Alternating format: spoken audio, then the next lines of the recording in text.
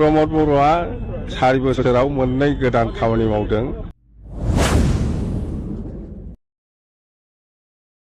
गोदानै आरो आं बेलेग खामानि नुवाखै। मोनसेया जाहैबाय हाग्रामा महिलारि बिथाङा सासे लामा गोमानाय दैदेनगिरि। बिथाङा लामा गोमादों एबा हाग्रामा महिलारि बिथाङा सासे लामा गोमानाय दैदेनगिरि। बिथाङा लामा गोमादों एबा लामा आन्दायदों। मानोना दैदेनगिरि सासेया जुदि मिशन आरो भिजन गैयाबा अब्ला नाङै नाङै बाथ्राफोरखौ सानफ्लाङो, बुंनाङै बाथ्राफोरखौ बुङो। दा आङो जिहेतु लामा आन्दायाखै, आंहा गोबां मिशन दङ, भिजन दङ, ओंखायनो आङो बेखौ लाना बिजि जादों। आरो बिथाङा जिहेतु मिशन आरो भिजन गैया, दा नंखायनो आंखौ बेक्तिगत टारगेट खालामनानै राजखान्थि लाब जागोन होननानै सानदों। आं बिथांखौ दाबो खावलायगोन, आंखौ बेक्तिगत रायनायनि अधिकार दङबा बुंनो लुबैदों बुंबाय थाथों, आंहा बुंनांगौ गैया। नाथाय आंनिख्रुइ बिथाङा जुदि 35 लाख सुबुंनि खुलुमबाय रायजोफोर, फिथांखि ब्लग इउट्युब चेनेलाव आरोबाव रायजो राजा बयनिसिमबो अननाय आरो खुलुमनायखौ बावहरग्रोनाय जाबाय। गिबियाव आङो आंनि फलोवार्स, लाइक खालामग्रा, कमेन्ट्स खालामग्रा, शेयार खालामग्रा, भिडिअ नायग्रा साफ्रोमनिसिमबो आंनि गोसो गोरबोनिफ्राय अननाय आरो खुलुमनायखौ बावहरग्रोनाय जाबाय। रायजो राजा नोंथांमोन, दिनैबो आङो आरोबाव पलिटिक्सनि भिडिअखौनो लानानै फैदों। माखासे मोननैसो भिडिअनि सोमोन्दै आं बे भिडिअनिनो बाथ्राखौहाय नोंथांमोननि सिगाङावहाय शेयार खालामनो गसंबावनाय जाबाय। नाथाय मोनसे बाथ्राखौहाय आं बुंनो सानदों। आंनि भिडिअखौ नायनानै सोरबा आंखौ बुंदों इउटुबार्सफ्रा पलिटिक्सनि भिडिअ बा राजनितिकनि भिडिअखौहाय लाबोनाङा होननानै बुंदों। नाथाय जाय बिथाङा आंखौहाय बेबायदि कमेन्ट होदों, आं बिथांखौहाय बेखौनो बुंनो सानदों, आंनि भिडिअआ जेनेरेल। आङो गासैखौबो हगारनानै होयो। आङो माब्लाबा राजनितिकनिबो भिडिअ लाबोयो, माब्लाबा लाभ लेटारनिबो भिडिअ लाबोयो, माब्लाबा समाजनिबो आङो भिडिअखौहाय हगारनानै होयो रायजोफोर। अब्ला रायजोफोर फै जोङो गिबियाव हाग्रामा महिलारि सारनि भिडिअखौहाय नायनानै लाग्रोनि। हाग्रामा महिलारि सारा मा बाथ्रा बुंदों बेखौ जों एसे खोनासंनानै लानि। प्रमद बर'आ 4 बोसोराव मोननै गोदान खामानि मावदों। गोदानै आरो आं बेलेग खामानि नुवाखै। मोनसेया जाहैबाय कारिगावनिफ्राय क'क्राझारसिम गोदानै स्पिड ब्रेकार बानायनाय, बे मोनसेया जाहैबाय कारिगावनिफ्राय क'क्राझारसिम थाङोब्ला नोंथांमोनहा प्रमद बर'नि गिदिर मोजां फट' नुगोन, नायनो मोजां। मोननै खामानिखौ मावनो हादों, जों बेफोरखौ मावनो हायाखै। निश्चय जोङो हाग्रामा महिलारि सारनि बाथ्राखौ खोनाबाय। दा बिनि बुंनायनि सायावनो आङो एसे फंनैसो बाथ्रा बुंनो सानदों रायजोफोर। जेरैहाय हाग्रामा महिलारि सारा सानदों, थिग बेबायदिनो BPF पार्टिखौहाय सापर्ट खालामग्रा माखासे रायजो राजाफ्राबो सानदों जानो हागौ। लामा दालां बानायोब्लानो समाजा डेभेलप जायो, हारिया जौगायो। नैबे बाथ्राखौहाय हाग्रामा महिलारि सारा क्लियारलि बुंनानै होबाय। जेरावहाय प्रमद बर' सारखौहाय लामा दालां गोलाव गिदिर खामानि मावैनि थाखाय, दालांफोरखौ बानायैनि थाखाय, लामाफोरखौ बानायैनि थाखाय बिथाङा सोंखारिदों। नाथाय प्रमद बर' दैदेननाय UPPL सरकारा दे बेसेबां लामा फोसाबनानै होबाय, बेसेबां लामा बानायनानै होबाय, बिहा जेबो हिसाबानो गैया। दिनै हाग्रामा महिलारि सारा जेरैबायदि बाथ्राखौ बुंबाय, बेसेखिनियावनो जानो हागौ हाग्रामा महिलारि सारा जोब्बाय होननानै सानदों। दा लामा दालांल'नि थाखाय BPFनि मथेब्ला बर' हारिया जौगायो। दा लामा दालां गैयाब्लानो बर' हारिया जौगाया। नाथाय बर' हारिखौहाय सिनाखि होनो, बर' हारिनि फैबाय थानाय आजौ आजैफोरखौहाय गोजौ लेभेलावहाय दैथायहरनो थाखाय मा राहा लानांगौ बेखौथ' BPFनि सिफा मिथिया। मा खामानि मावोब्ला बर'खौ सिनाखि होनो हागोन, माबोरै खालामोब्ला बर'आ डेभेलप जागोन, माबायदि खामानि मावोब्ला बर' हारिनि हा हुखौहाय कन्ट्रलाव लाबोनो हागोन, नैबेफोर खामानिखौहाय हाग्रामा महिलारि सारा मिथिया जानो हागौ। आरो बिहा थांखिबो गैया जानो हागौ। बिथाङा साननो जाहैबाय माथ्र गाद्दियाव जिरायनानैहाय गोसो मथे रायजो राजाफोरखौहाय फिदिंनो मोनब्लानो जाबाय। दा बिनिखायनो आं बुंदों, सोरबा आंखौ बुंदों माथ्र वान साइड प्रमद बर'निल' सापर्ट जानानै भिडिअ हगारो होननानै बुंदों। आं जाय मानसिया थार बाथ्राखौ बुंदों आरो जाय मानसिनि साननाया एकदमबारे जाथारा नैबेफोरखौ लानानैसो आङो ससियेल मिडियायाव भिडिअ हगारदों रायजोफोर। जों ओरैनो नुहुरखायो 17 बोसोर सरखार सालायनानैहाय हाग्रामा महिलारि सारा जोंनि बर' हारिनि सोलोंथाइखौबो गाख्लायनानै दोनबोदों आरो जोंनि बर' हारिनि गोरों गोराफोरखौबो फोजामबोबाय थादों आरो जोंनि दानि देरफुनाय लाइमोन सेंग्रा सिख्लाफोरखौबो सोलोंथाइ बिथिङावहाय खाबु होनानै होनो रोङाखै आरो दिनैसो जों खोनादों सुपार 50 बायदिखौहाय आरोबाव आङो सापर्ट खालामफिनगोन। बे सिमांनिसो बाथ्रा बियो। दा बै समावनो बिथाङा बे खामानिखौ मानो साननो रोङाखै दिनै आं बेखौसो बुंनो सानदों। दा नैबे भिडिअखौहाय नायनानै सोरबा सोरबा बुंनो हागौ प्रमद बर'आ मालाय बिराद मोजां खामानि मावदोंलै होननानैहाय। नाथाय प्रमद बर'नि आरो आबसुनि जि खामानि मावबाय थानाय नैबे खामानि मावनाया गासिबो बाख्नायजाथाव। बिथांमोना रायजो राजानि गनायजाथारै खामानिखौ मावाखै, बिसोरो सेस्था खालामदों। माखासे दफाफ्रा दासिमबो मावजायाखै, बियो आसाम सरकारनि दायित्व।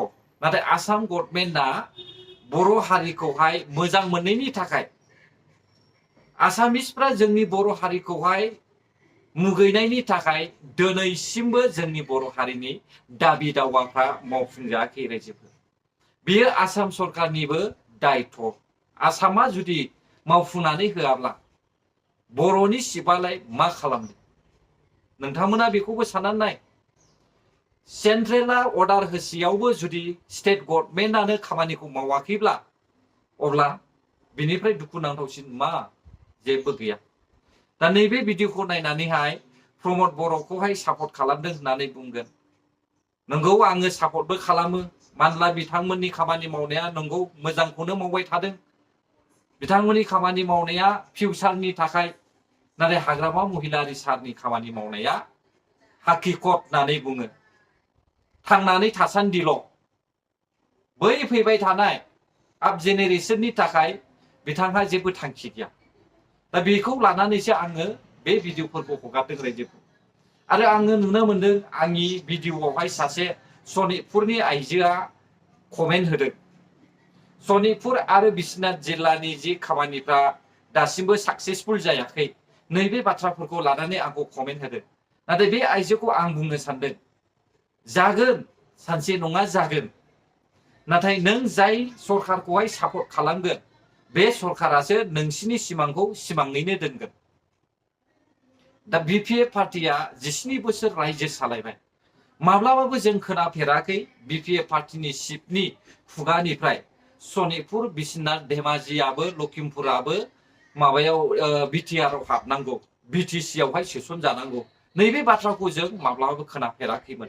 नाथाय 2020 मायथाइनि 27 जानुवारियाव जे बिटिआरआ एकर्ड जाबाय नैबेनिफ्रायसो जोङो सनितपुर जिल्ला, बिश्वनाथ आरो धेमाजिफोरखौहाय जोङो बिटिआरआव सोसननांगौ होननानै जों खोनानो मोनदों। आरो माखासेया सोसनजाबाय, दा बिसोरो खुसि जादों। नाथाय सोसनजायैफ्रा दुखु मोनदों जानो हागौ। बेनिखायनो आं सानदों सोसनजायैफ्राबो सानसे नङा सानसे सोसनजागोन, बेखौ बुंनानै लाब गैया। नाथाय जुदि नों जाय सरकारखौहाय सापर्ट खालामदों BPF पार्टिनि सरकारखौहाय जुदि नोङो देरहाजानो लुबैदोंब्ला नै बिथांमोननि पार्टिया नोंनि सनितपुर, गहपुर, धेमाजि, लखिमपुरखौहाय बिसोरो माब्लाबाबो खुगाबो सिनाय नङा। नोंसिनि सिमाङा सिमाङावनो थागोन। आरो जों खोनानो मोनदों सासे मानसिया आरोबाव आंनि भिडिअखौहाय कमेन्ट होदों, NDFBफोरखौहायलाय मानोथो दासिमबो बख'नो हायाखै। बे NDFBफोरखौ बख'नायावबो प्रमद बर'निल' आखाइ नङा, बेखौहाय सापर्ट खालामनांगौआ हाग्रामा महिलारिनिबो दायित्व। BPFनि चिफआबो प्रमद बर'जोंहाय खौसे जानानै गोरोबज्लायनानै जुदि खामानिखौ मावोमोनब्ला जोंनि बर'नि दैदेनगिरिफोरजों लोगोसे ज' जालायनानैहाय जुदि खामानिखौ मावोमोनब्ला बै जेलाव थानांनाय जे फाउन्डार रन्जन दैमारि सार बिजों लोगोसे जेसेबांनाखि NDFBफोर दङ बिसोरबो गवा नङा गसिगौमोन। नाथाय जों खोनादों ससियेल मिडियायावहाय बे एक्स NDFBनिफ्रायनो मोननै पार्टि दानानैहाय बे जेलनिफ्राय गनायनिफ्राय गुलाय गुजाय खालामगासिनो दं होननानैबो जोङो मिथिनो मोनदों। अब्ला बिनिफ्राय दुखुनांथावसिन मा दं? दिनै जों जागायजेननायनिफ्राय बर' हारिनिखौ जों जारिमिनखौ नायोब्ला बिर दैमालुनिफ्राय लानानै सिखोना जोहोलाव, थेंफाख्रि, ओरैहाय बिरगोस्रि सिख्ला, जोङो बेफोरखौ नाहरोब्ला टिजि मलाखौ गोसोखांनो गोनां जायो रायजोफोर। सोर सोर फरायदों टिजि मलानि लाइफ स्ट'रि? दा नैबे टिजि मलाखौहाय जों सानहरोब्ला जोंनि बर' हारिनियावहाय माब्लाबाबो खौसे गैया आरो खौसे जानो रोङा। थिग बेबायदिनो जों नुदों इउपिपिएल सरकारा खौसे जानो सेस्था खालामदोंब्लाबो बिपिएफ गभर्नमेन्टआ माब्लाबाबो आखाइ हमनो राजि गैया। अब्ला माब्रै जों दाबि दावाखौहाय सेन्ट्रेल गभर्नमेन्टनिफ्राय स्टेट गभर्नमेन्टनिफ्राय जों बिनानै लानो हानो ना? बेबो मोनसे जोबोद दुखुनांथाव। दा आरोबाव बे सनितपुरनिनो सासे आइजो आंखौ बुंदों, मानि खारनावथो दिपेन बर' सारालाय सोमावसारनो गोनां जाखो, नैबे बाथ्राखौ बुंदों। बे सोमावसारनो गोनाङा जाहैबाय बिटिआरनि दफाफोरखौहाय मावफुंनानै होजोबाखै। मावदोंब्लाबो बिसोरो स्ल' खालामदों, माने उनस्ल'लांबाय थादों, टाइमखौहाय बारग'होलांबाय थादों। मावाखै नङा, मावदों, किन्तु मावगोन, किन्तु माब्लानि समाव मावफुंगोन, नैबेसो बाथ्राया जादों। दा बेखौ लानानैनो बिसोरो लेहेम खालामनायनि थाखायनो दिपेन बर' सार आरो आबसुनि जेसेबांनाखि मानसिफोर दङ बिथांमोना मोनब्रै जिल्लायावहाय ज' जानानै आसामनि हेंथा सोमावसारनो नागिरदों। दा बेयाव नोंसोरबो सापर्ट खालामनांगोन। साफ्रोमबो बर' हारियानो खौसे जानानै सापर्ट खालामनांगोन। सोरबा बनसुआबो बेयाव सापर्ट खालामनांगोन, सोरबा बिपिएफआबो बेयाव सापर्ट खालामनांगोन। जोङो खौसे जालायनानै जुदि खामानिखौ मावोब्लासो जोंनि दाबि दावाखौबो जोङो लाबोनो हागोन।